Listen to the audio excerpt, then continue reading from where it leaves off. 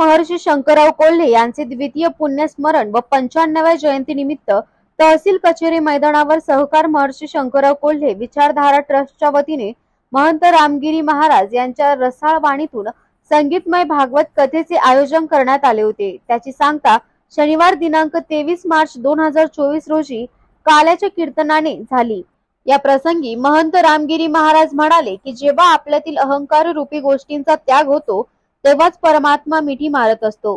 श्री कृष्णाने आपल्या सवंगड्यांसह केलेला काला, ब्रह्मदेव, इंद्रदेव आदींना त्याचे आकर्षण होते। दुसऱ्यांना आनंद देतो तो नंद परमार्थ हाच उद्देश ठेवून कार्य करा, त्यात स्वतःबरोबर समाजाचाही उत्कर्ष आहे। माजी मंत्री स्वर्गवासी शंकरराव कोल्हे यांच्या 93व्या वाढदिवसाचे औचित्य साधून कोपरगावातील एप्रिल 2022 मध्ये श्रीमद भागवत कथेचे आयोजन केले होते। मात्र त्याच्या आतच त्यांचे महानिर्वाण झाले।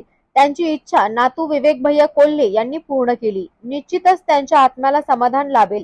कर्तृत्ववान आजोबांचा आदर्श विवेकशील नातू म्हणून विवेक भैया कोल्हे यांनी वेगळा ठसा उमटविला आहे। अतिशय देखणा सोहळा घडवून आणला।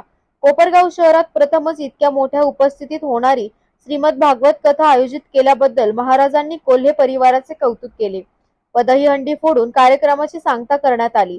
शेवटी सहकार महर्षी शंकरराव कोल्हे सहकारी साखर कारखान्याचे अध्यक्ष विवेक भैया कोल्हे यांनी आभार मानले। त्यानंतर उपस्थित हजारो भाविकांनी काल्याचा महाप्रसादाचा लाभ घेतला। बिपिन गायकवाड, महाराष्ट्र माझा न्यूज, कोपरगाव।